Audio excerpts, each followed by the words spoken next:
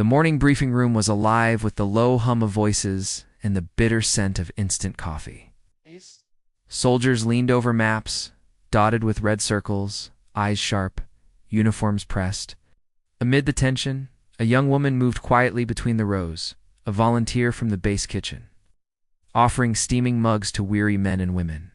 Her name was Alina. She smiled softly, hands trembling ever so slightly as she passed each cup. No one paid her much attention, until the commander's eyes fell upon her left hand. The gleam of an old silver ring caught the fluorescent light, and with it his breath froze.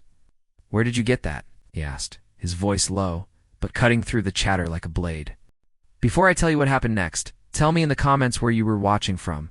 I love knowing who is listening." Alina looked down, startled. The ring, small, tarnished, engraved with a faded insignia, was something she rarely took off.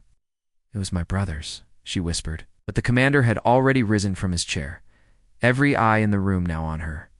"That emblem," he said, pointing. "That's from the 32nd Recon, the unit that vanished 2 years ago." Silence fell, so heavy it seemed to press against the walls. Elena's lips parted, but no sound came. She had worn that ring for as long as she could remember her brother, Daniel, missing in action, presumed dead. The commander's gaze softened, just barely. "Who was your brother?" "Sergeant Daniel Hart," she said. Her voice cracked on his name. Gasps rippled through the room. The commander stepped closer. "Hart. He was under my command." Elena's knees felt weak. Her breath hitched as memories flashed. The day the letter came, the folded flag, her mother's hollow eyes. She had joined the relief corps not for glory, but for proximity, just to be close to where he once stood. And now, fate had placed her before the man who'd led him into the storm. The commander looked away, jaw clenched. "He saved my life," he said quietly. "We were ambushed near the ridge. He stayed behind to cover us." His voice faltered. "We never found his body." The air thickened. The soldiers, once restless, stood frozen, reverence and sorrow mingling like smoke. Alina blinked back tears. "Then why?" Her voice trembled. "Why didn't you come tell us? Why did we have to learn from a letter?" The commander's expression shifted, pain flickering behind discipline. Orders, protocol.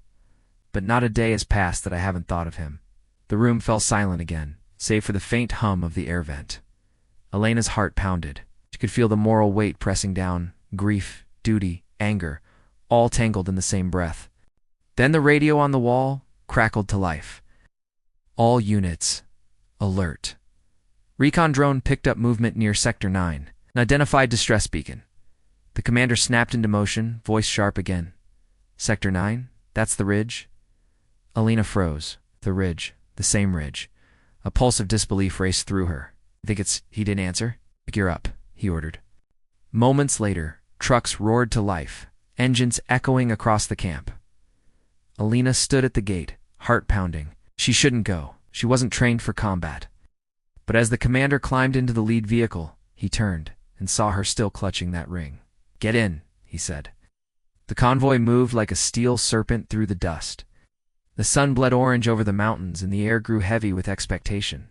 As they neared the ridge, the world seemed to hold its breath. Then the sound. Faint rhythmic beeping through the static of the radio.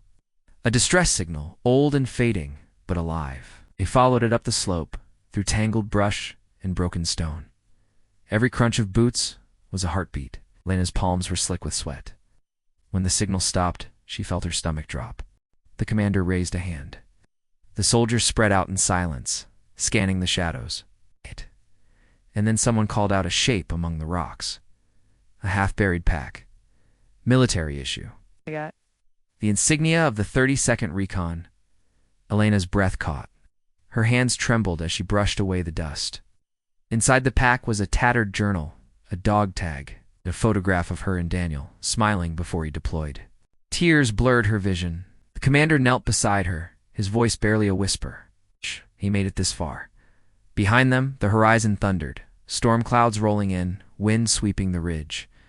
And beneath the noise, another sound emerged. Faint, metallic, deliberate. A tapping. The commander froze. He turned toward a collapsed cave nearby, half covered by debris. Over here. The soldiers rushed forward, pulling at rocks, shovels striking in unison. Dust filled the air, sunlight slicing through the chaos. Alina fell to her knees, digging with her hands. Then a cough, a voice, hoarse, weak but real. "Is someone there?" Lena's world stopped. "Daniel," she whispered. And then she saw him, eyes sunken, beard grown. Wrapped in the tatters of a uniform, his dog tag glinting beneath the grime. He was alive. For a moment no one moved. The commander bowed his head, eyes glistening. Soldiers wept openly. Alina reached for her brother's hand, clutching it as if to anchor herself to reality. Daniel smiled faintly. "Took you long enough." Laughter broke through tears. The weight of 2 lost years dissolved into the mountain air. As medics rushed forward, the commander stood apart, watching the siblings cling to each other. The guilt he'd carried for years seemed to lift, not erased, but transformed. When Alina looked up, she met his eyes. "Thank you," she whispered. He shook his head.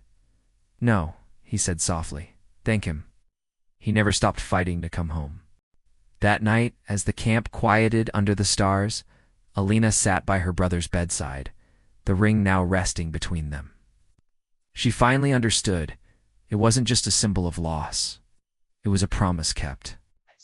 Because kindness doesn't vanish, it waits, and it finds its way back. The same where in the quiet hum of the night, the same wind that once carried their grief now carried something else. Hope.